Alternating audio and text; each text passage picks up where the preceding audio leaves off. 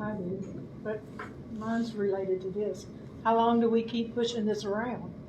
I mean, you said it costs millions of dollars, but, okay, so it costs millions of dollars.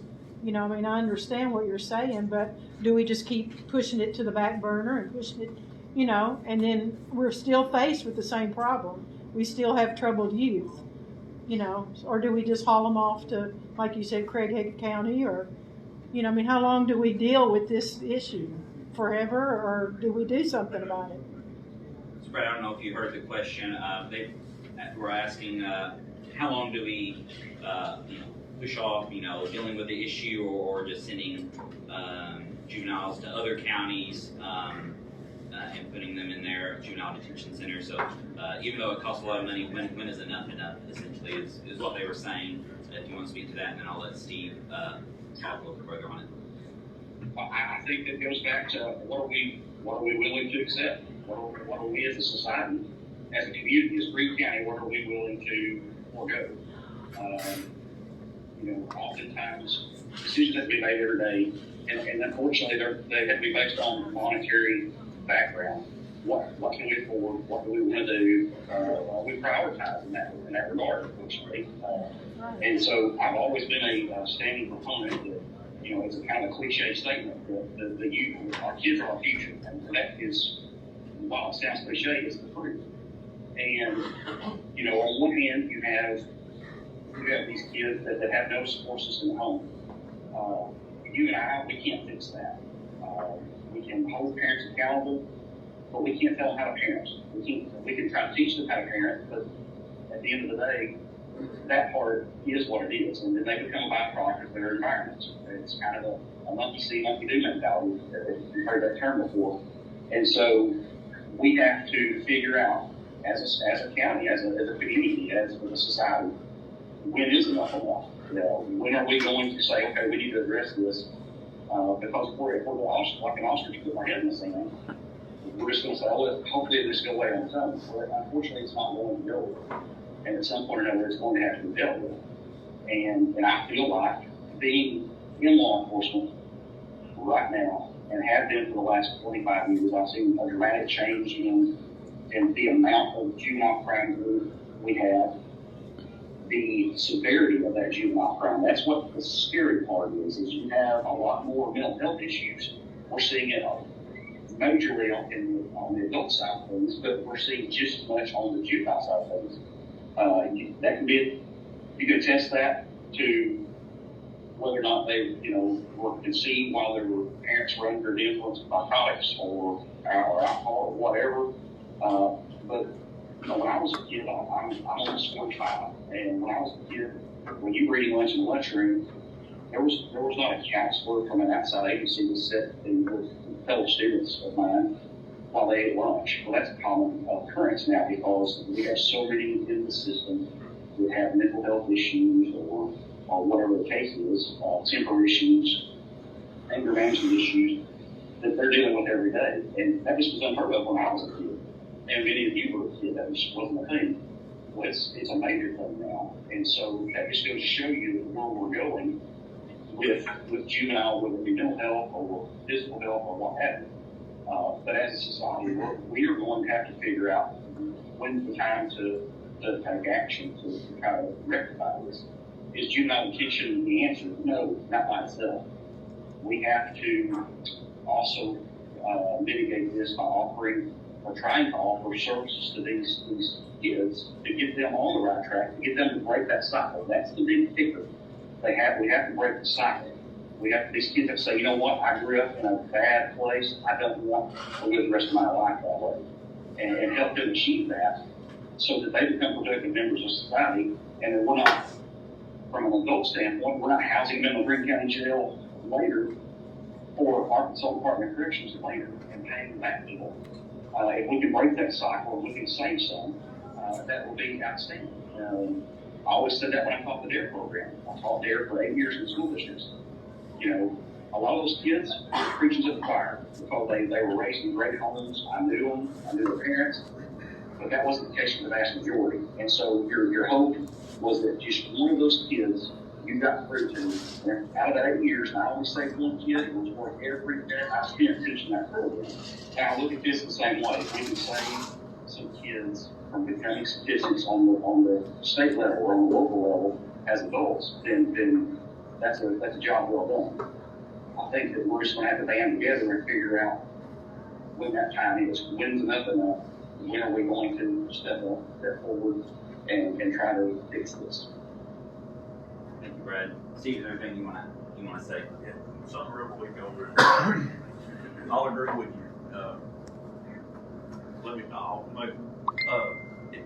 The times now. I've been in this law enforcement now for 28 years. I have been dealing with this for 28 years up until now over the juveniles. We've never had a juvenile facility here. I would love to get back into negotiations with whoever we need to get with and start looking and trying to get funding for a juvenile facility. I would love to do that, but it's going to cost. Of course, there would be a tax. Well, the Office of Juvenile Justice and Delinquency last year gave out $343 million in grants for juvenile detention centers. So it sounds like we need to do some research and take that to City Council. So, you know, if we can get grants, or county, if we can get grants, if they need to match it or whatever. Because that 24 million, we're gonna go back to, okay, it's raining, let's use it. Probably still have to have money to operate it, which is millions of dollars just in operation for a juvenile facility. Am I wrong? That's correct. Isn't the issue is at one point or another, it'll cost more to house them somewhere else, and it's better for us to build our own. But if we're only, for instance, how many are we housing a year? We probably don't know that number, but what I'm saying is when we're housing a great number, then financially it will force us to build one because it'll be cheaper for us or more economic for us to do that. I mean, to me, I'm just thinking it's just a matter of whenever the scale shifts, which way it goes better. And I realize what they're saying is that we'll get people coming to us to help pay for that, but still, we simply can't do what we don't have money for, and I guess that's the question, isn't it? Well, we don't really just stop and turn our backs on these kids because they do. Well, they're gonna get housed either way, it's just a matter of where. It's gonna be a problem for the officer, because he's gonna have to haul them somewhere. I was just gonna say, in your defense, I mean, whoever's gonna be sheriff, y'all gotta answer to the court. You can't just build one. You've got a budget, and that's what you can do. You can go out and you can get extra money, which you've done great doing, and building up a jail as far as building a facility. We need to be talking to quorum court about That's that. correct.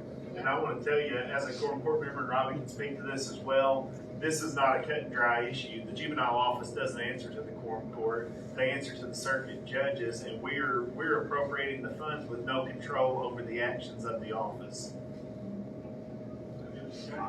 So Brad, they're just making comments about funding for, but then Farrell mentioned that it's ultimately quorum court that would have to designate funding for some sort of facility like that. All right. Yes, ma'am. My question is, so how much, you get $90 a day for your inmate, correct? Per inmate? Juvenile. That's juvenile. We No, have I'm talking about the ones you have now, federal. Oh, federal, I get 75. 75, so how much does it 70. cost to take care of an inmate a day based on, $33 a day, roughly. so you're making quite a bit of money? Yes. And do you have any idea, when it comes to the juveniles, how much it would cost to take care of them a day? Well, I mean, there's a lot to factor in. I mean, Right, yeah, because everything you mentioned a while ago, yes. I've never really put a pencil to it because, you're going to have, like I said, total different staff. You're going to have to have medical, you're going to have teachers to come in, but they have to have schools. I mean, there's a lot to factor in on juvenile. Benny, did you have a question? This is a totally different question from what we've been talking about. I was wondering, what would your stance or what would you do in the future if, say, some sort of mandates would come back? What would you do about that? On What would your any government mandate where they just blatantly say you're gonna have to wear a mask or you're gonna have to do this, this, what would your stance be about it? We're all. Yeah, we're off the I think so.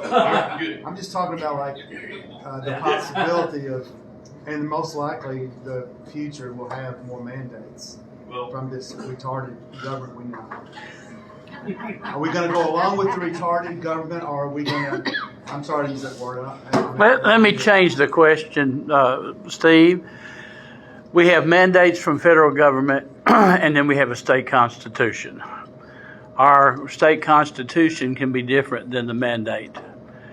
But some people do what they're told because of the people that are in charge or in power.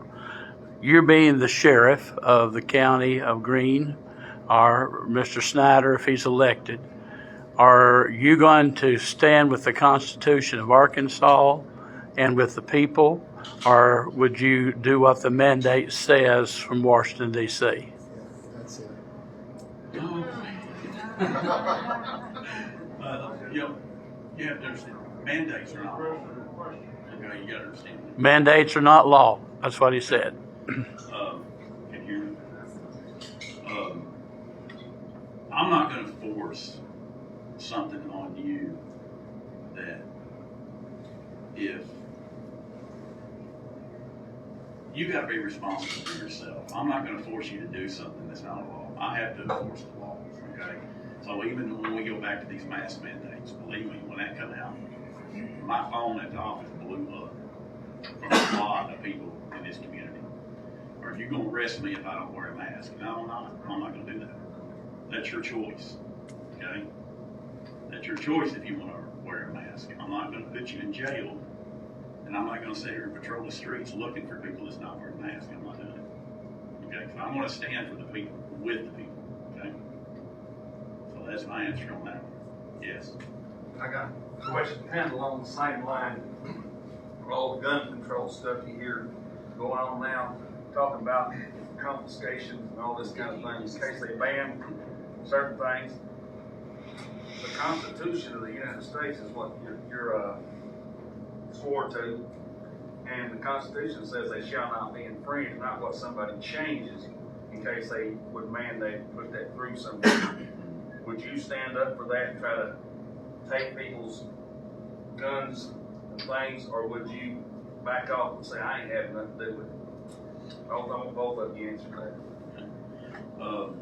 On something like, everybody knows what's going on in the United States right now. I can sit here and tell you, within the last 48 hours, there's been at least 8 mass shootings. I don't know if y'all are trying to keep up with that, but it's all over the place, okay? If they tried to come in here and tell me that we're going to take your guns away from you, I'm hoping that I'm going to be up front and I'm going to have 1,000 people behind me telling them, no, you're not doing this. All right. Okay, we're not doing this. Yeah. So I guarantee you in this room, everybody's going to be behind me. I promise you. Okay, we're not taking weapons away now. They're in the process now, changing laws. They're talking about it. I don't know if it's going to be the president trying to change these laws, or if they're going to let the governors make their own rules. That's what they're discussing right now. But they're just trying to change laws on how would you argue if you're going to be able to buy AR-15. That's what they're talking about. But taking weapons away, it's not going to happen. Not if I'm in office. Well, I'm all right with AR-15, but if you're licensed, like mine or registered, you know I've got it. All you gotta do is look at the computer. Correct. You're gonna start with the ones who don't have the license to have them. Let me ask, how is your firearms registered? How are your firearms registered? Well, I mean, I have to sign them to buy a firearm. Okay. You have to do your background check. That's for the background check. It's Well, not I mean, registered. they still can look it up and say that I've got it. ATF can only look up to the, if they took a serial number off your gun, ATF, when you call them, they can verify who the firearms dealer was that sold it, Right. but they can't look up who bought it. Oh, okay. The firearms dealer has to keep that record. Yeah, and then the law enforcement has to call that firearms dealer to find out who purchased that weapon. Yes, but we can find out. Oh, I'm sure you can. We can find out. Okay, Brad, there were two questions for you to answer. One was if mandates were to come down from the federal government, such as a mask mandate, or if there were other mandates to come down from the federal government, how would you respond if they're in direct contradiction to what the people or our state constitution allows? And then there was a second question regarding the Second Amendment and gun confiscation. Where do you stand on any laws passed on gun regulations, and how would you respond to that? Okay, I'll go with the gun one first and work my way backward. On the gun issue, I'll tell you right now, my 11-year-old daughter has had a gun since she was about 7, and my son has multiple guns. He was graduated high school. I don't know if a police officer, one, that is anti-gun. If I do, it's shotgun. But there's no place for us to, if they come in trying to do a sweeping, we're going to take your guns away. There's no place for us to be doing that. That's not the sheriff's department's. Yes, the sheriff's department can stand up and say, listen, we're not going to do that, and we're not. But that's been, I think, a big sticky subject that's been in the media for quite some time now. That the gun control and things of that nature. That's not. I'm a Steve. I'm not doing that at all because I love my gun just like everybody else does, and my kids love to shoot theirs. And so when you start talking about that, the Second Amendment, and taking those rights away, that's not something that we need to delve off into as a country, for that matter, but especially here at the local level. The next question, John, was about the mandate bill. Yes. Okay. So we'll talk about the 800-pound elephant in the room for just a minute. Probably everybody in that room knows that I'm on the Greene County School Board, and everybody knows that us, along with just about every other district in the state, and Larnwood was excluded that from correct state on the masks. That's correct. Yes. So we were put in a very difficult position as school boards in the state. That was not an issue we wanted to deal with. It was, everybody heard the governor say, we're going to let the local school boards decide. And Mark, I believe you and I had this conversation for about an hour one day, if I recall correctly. He did. Yes, he just stepped out, but yes. Okay. So he's heard it before, so he stepped out, he's not missing anything. He's taking care of some other issues. Okay. So we were put in that position to make that call. Now, what the governor failed to tell everybody in that press conference was that when we had that ability to make that decision, we had 2 avenues. The first avenue was to not do masks. However, we were informed that if we did not do the masks, then the health department, which is a branch of the state government, would require us to, if anybody was a positive contact, and if anybody was around that positive case within 6 feet for more than 15 minutes, they got quarantined, no questions asked. And so what we saw was, before school started, the Marion School District did a split term type deal. They tried out a new calendar this past school year, and they started school before everybody else. And very quickly, they had like over 1,000 faculty, staff, and students out quarantined. They couldn't have school. And so, as a board, we either A, went with masks based on what the state guided us with, told us, and also what we saw in the Marion School District. So we go with masks to combat that, or we didn't. And then we had to quarantine every close contact. In a district of 3,600 students, that gets to be quite the decision to make. And so taking that information, and then taking the information that we already knew, I'll give you, for instance, the 3rd graders that just left 4th grade this year, the 3rd graders that came to the 4th grade this past school year, 28% of those 3rd graders going into 4th grade could read at grade level at Greene County Tech. Only 28%. The rest of that was below or way below.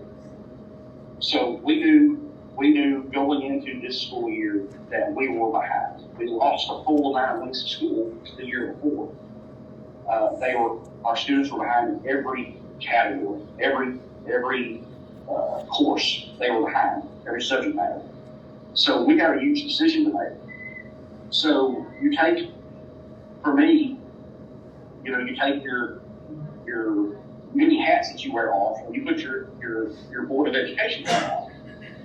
And as a board member, our job is oversight of the district, but it's to make sure that our students get the best education that they can possibly get. That's what we do. And if we are that far behind, then we got a difficult decision to make. We were going to be wrong no matter what we did. That was the bottom line. So, which side of that fence did we want to be on? And as a board, obviously, we know what side we picked. We picked our kids being educated because at the end of the day, we can talk about the Constitution, we can talk about semantics of law, we can talk about this, that, and the other. But when you look at that Constitution, if we have kids that can't read that Constitution and can't comprehend that Constitution, then we have an even bigger problem than we did before. And that's where we were headed because we were already way behind. Now, with that said, parents, guardians, whoever had custody of these kids, we were able to very quickly get together a virtual learning atmosphere environment to where either the parents were totally against us doing the masks, or there were other reasons why kids went virtual. I'll give you a good example. This past school year that we just came off of, we had 542 kids that were virtual students. That eventually whittled down to 40 as the end of the school year came. But at our highest, it was about 542 in the virtual learning program.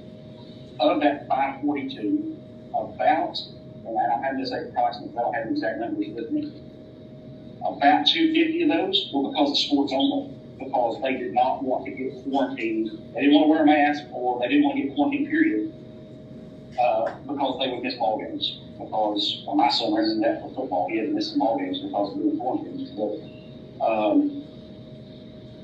other than that, there were 200 and some odd, 242 or 292 that were left there out of that 542. It could be a combination of, hey, parents just wanted their kids to not be around the virus or catch the virus.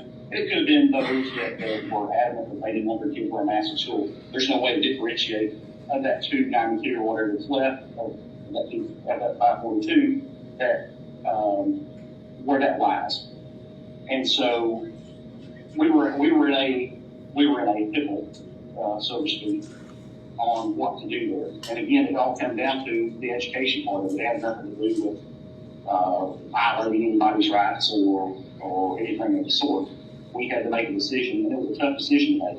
It was a decision we did not want to have to make.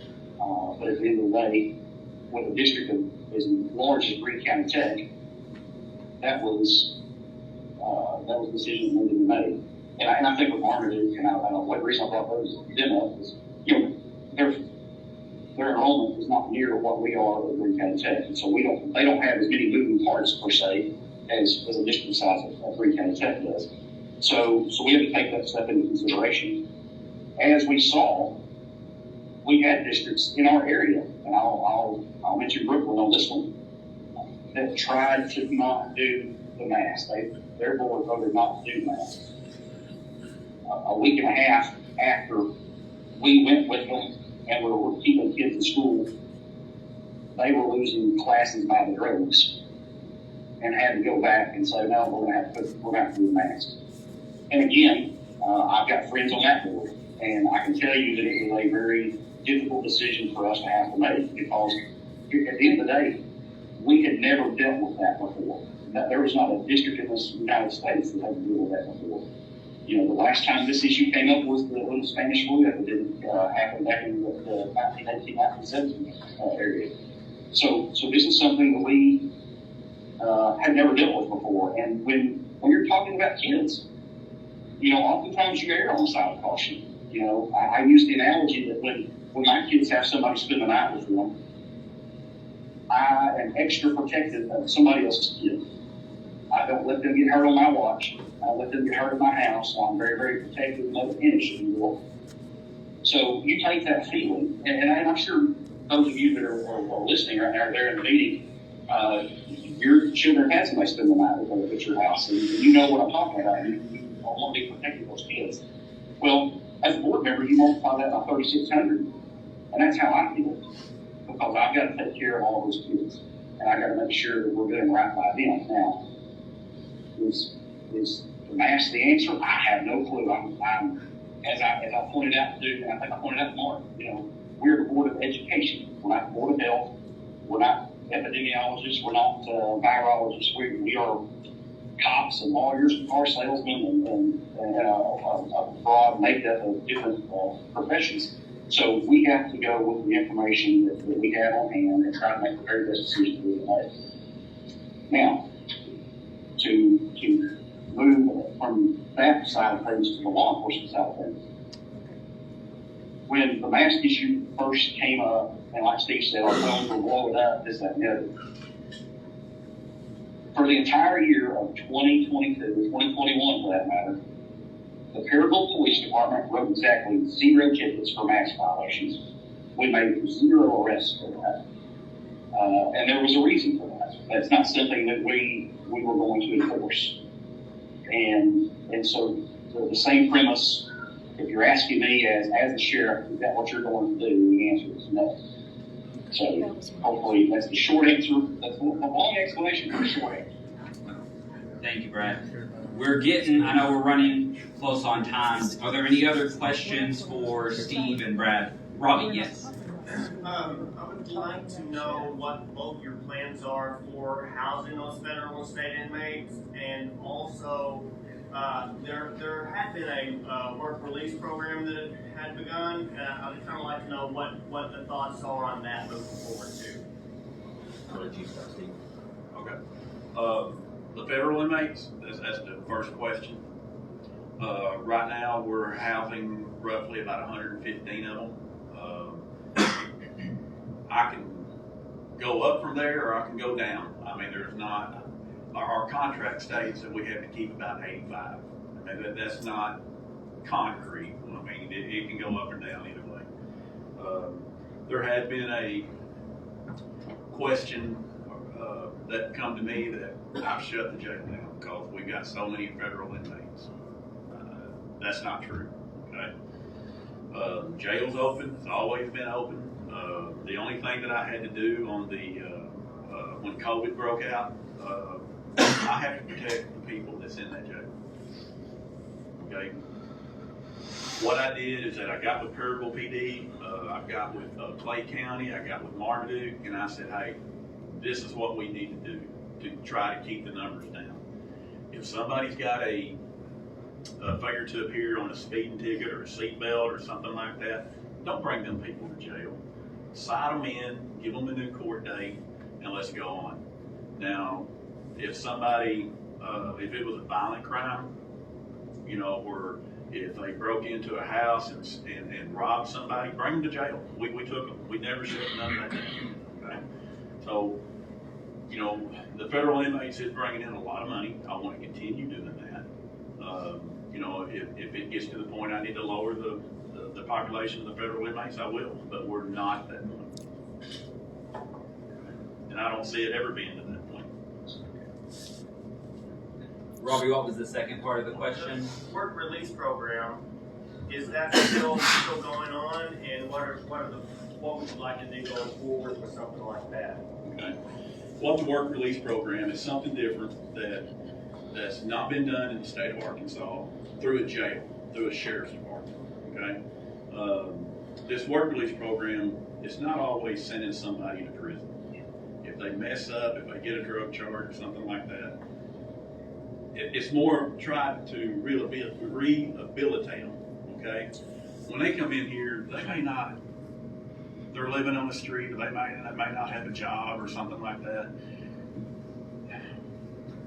We look at their charge, we look at their background, and if they are in the criteria, we will bring them in. And we have gotten with the factories here in town, other I'm just going to throw it out there, Glenn Sains, just other places that hire people, and we will help them get this job. Now, they pay their own way, okay? It's not costing the county anything for this program, okay? They have to pay us so much out of their check. Their payroll check comes to the sheriff's department, and by law, we're able to take a percentage of that money. And if they have old fines, they have child support, if they don't have a driver's license, we help them get their driver's license back. We help them get back on track, that when they do get out, they're not looking behind their shoulders, they're looking for a cop. Well, I'm gonna go back to jail because I still have fines. All that stuff's paid off. Then when they get out, they may have $3,000, $4,000, $5,000 in their account at the sheriff's department that we give them that money. And you know, right now we have, 11 into this program. Now, by state law, with this program, they can only stay in this program for 120 days. I believe that's correct. And then once they get out, these factories or whoever they're working for, they're keeping them. You know, I've had people come up to me in the public that's been in this program at the beginning, and they've told me straight up, Sheriff, whatever you do, don't get rid of this program. You gave me a chance. And I tell them, no, I gave you an option. You took the chance and you fulfilled that. Okay? And you know, they're getting back with their families, getting back with their children. And I've told Mark and Brother King this before, that you're gonna have a couple of knotheads out there that's gonna get back out of this program and maybe reoffend. But you know, you're talking 80-90% of these people that's getting out of this program, and they still have jobs out there. But I go by and I check on them. I still check on them if they're still working there. Some of them's already got their supervisors making more money than I'm making. And you know, I mean, I think it's good. But I'd like to build that program and keep it up. Excuse me.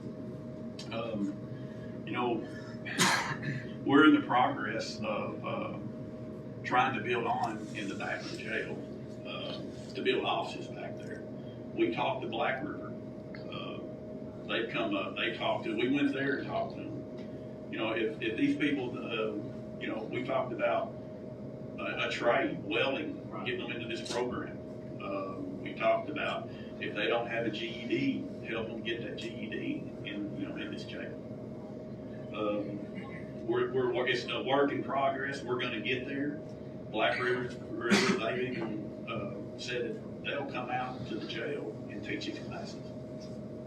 And you know, he talked about grants.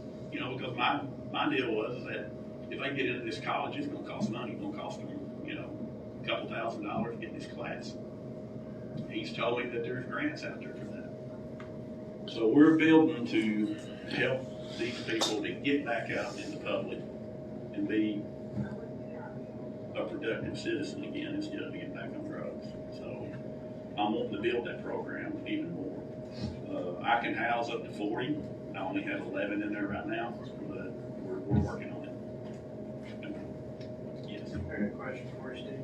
Which, you know, it's I don't know how many deputies you have now and stuff like that. I know there was always a problem in the past of having enough funding to have enough deputies to cover the county. Can you give me an update on what that situation is now? Do we have enough deputies to cover the county, or do we need more? Which I know you have to go through the court to have more deputies, but I just don't know the current situation with that. Well, we're always needing more. Right now, on night shift, I have 4 deputies, 4 full-time deputies, and I have a patrol lieutenant that works nights. There again, you run into people always taking vacation, you know. So, you know, my idea is having 6 full-time deputies on each shift, quorum court members. I will be, you know, coming next budget, we'll be talking about that. But with the money that we're bringing in from the federal program, we were able to get the deputies raises. And every year that I've been in the office, we've been able to add a deputy to the patrol side. You know, right now, I have 4 on nights, 1 lieutenant on nights, 3 on days on each shift, and also have a drug task force that we started. And all of this is funded through this federal program that we have. It's not costing the county 1 penny to fund the sheriff's department, which we're doing it all ourselves. Okay, Brad, there were a couple questions. One was about work release programs. And Robbie, what was the second part to yours? What does Brad plan to do about whether or not he wants to keep our federal inmates and state inmates? Gotcha. So first part was about the thoughts on keeping federal and state inmates and thoughts on the work release program. And then Ralph was asking about staffing and your thoughts on, do you want to increase staffing or do you like where it's at the sheriff's department? We'll work backwards again. Ralph, to answer your question, when you remember when I started the sheriff's office, you and I worked close together when we were both dispatchers. If you recall back then, that was January 97. I became deputy in November of 98. At nighttime, we had 2. There were 2 of us on duty for the entire county.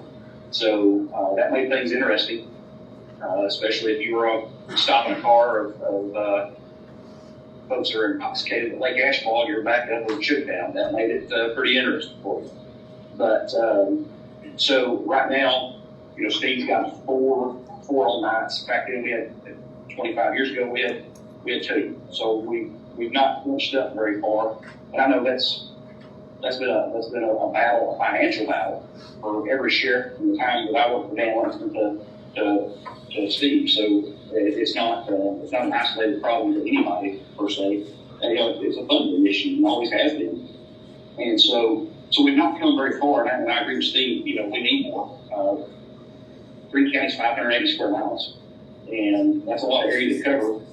And that's a lot of farm shops to look after, and church buildings and businesses out in town that you know, 2 or 4. And like he said, you have sick time and vacation time. You're not going to be able to cover it all.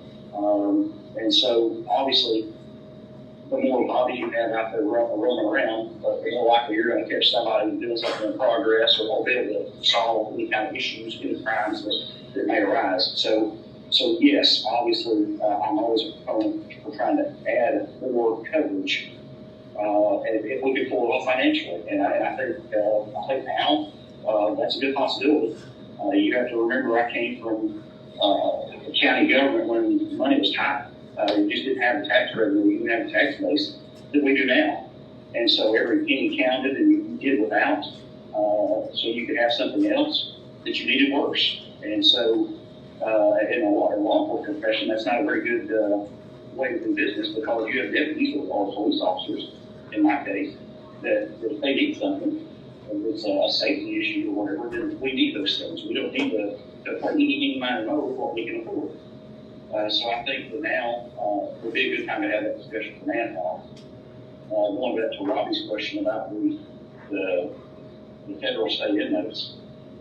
Again, I come from a time in county government when money was scarce and it was tight. And if we have this opportunity, we need to be using it. You know, I heard mixed emotions from the public about, well, we're just using that for a money-making thing, or pandering to the inmates, this, that, and the other. And this is absolutely not a dig at Steve. This is just people think that they're being treated like, you know, they're at the Ritz-Carlton or something. That's not the case. But at the same time, you know, there are regulations for inmates, and the regulations for federal inmates are different from state inmates. There's different requirements for them as far as nutrition. I believe, Steve, that is correct. There's a whole different. There's differences for all that. So if we have the opportunity to do this, and we can keep this, then that's the smart thing to do from a financial standpoint. That'd be like cutting our nose off to spite our face if we quit doing it. And I know that was something that we tried to get enacted in the previous administration prior to Steve. that didn't work out, didn't pan out, because that financial opportunity was there, and it was needed. Anytime that you can take in money, and especially and direct that money toward law enforcement, or in this case, possibly other county departments that aren't as blessed, then by all means, because all it does makes us better as a county and as a community. The work release program, Robbie, I think Steve has done a great job with that, and I've gotten the same sentiments from the folks that are involved with that out here in the public, that they would like to see that kept. And I had zero issues with that. I'll go back to what I said about the juveniles. If we can rehabilitate them and we can get them out of that cycle, then they are more likely to become productive members of society. The same can be said about the adults that we're housing on the adult side. If we can break that cycle, if we can get them a leg up, if they can get that money put into an account, and they get that money on the back end when they get released to be able to pay a deposit for electric, to pay for a deposit for an apartment or a house or whatever the case is, and get that leg up and keep that job that they were working at, then they are that much closer to financial independence, and they're away from the criminal justice system. They're not a drain on that side of things. They are their own people again. They are productive, and they're not draining the county or the state for that matter. So I think that's very important that we are able to give them the resources that they need, the GED, the job, the built-in checking / savings account or whatever to have those finances available for them when they get released. I think that is a positive step toward getting the cycle broken on more and more folks as we go along. So very important that we try to keep that as all possible. Thank you, Brad. I know we're running over time, so we're going to have to wrap it up. Any final thoughts or questions before we move on? Yeah, Steve wants to say one thing, and then Brad, I'll let you say a final thing, and then we'll wrap it up. Okay. What I'd like for y'all to know about the Sheriff's Department now, like he said, for a long time it was a struggle. It's not a struggle anymore for the Sheriff's Department. If you want to say that Greene County should be proud of their jail, Greene County citizens should be proud of the jail that we have. I promise you, it is. It's well kept. What we've done out there in the short, I guess, 3.5 years that I've been in office, I want to let y'all know that we have people from sheriffs and jail administrators from all over the state that will call me and want to know, what are y'all doing down here on the financial part? What are y'all doing that's making this work? Not only in the state, but from all other states around us. I've had people drive down from different states want to know what we're doing, because it's out. I mean, it's out what we're doing, and it's working. I get people coming down, and I'll sit with them. My jail administrator will sit with them all day long. They have brought quorum court members from other states down, and we will sit in our conference room and we go over everything that we've done, so they can take it back to their state, to their jail. So yes, you can be very proud of the Sheriff's Department that we have in Greene County. Thanks, Steve. Brad, any final thoughts before we wrap up? Just real quick, first of all, I want to thank the committee for doing this kind of out of the box type situation. I'm sorry I couldn't be there in person, but I really appreciate the opportunity to be able to speak with you guys and answer the questions that you may have. I think that it is pretty apparent that this race has been a pretty subdued one as far as back and forth or any backbiting or anything like that. So that's a testament to the candidates that were involved in this process, this sheriff's election. Steve's a good friend of mine and has always been a good friend of mine. And me running for sheriff was not personal. It was not personal towards Steve or anybody else that ran. It's business. And everybody runs for whatever it is they're running for, whether it be sheriff or state rep or whatever the case is. At the end of the day, because they feel like they have something to contribute and let's be honest, you think that you can do something better than the person holding that office. And that's not to take anything away from Steve whatsoever. Steve's a good guy. Steve's a good man. And if whichever one of us wins, I'm fine with that, to be honest with you. And I think a lot of, I think that I can bring some things to the table from the guy's communication standpoint, but the ability to work well with others and try to get things done. I don't do anything halfway. If those of you that are in that room that know me personally know that. I get 110% every single day, and actually take on probably more than I should throughout my career. And so I always get 110, and that would not stop in the office of sheriff. And so I feel very confident that no matter which one of us turn out to be victorious in this, I think the county will be in great hands. The sheriff's department will be in great hands. So that will be what I close with. Well, thank you, Brad. Thank you, Steve. We really appreciate you all both coming. And we'll finish up this meeting. And Brad, enjoy the rest of your vacation with your family. I appreciate it.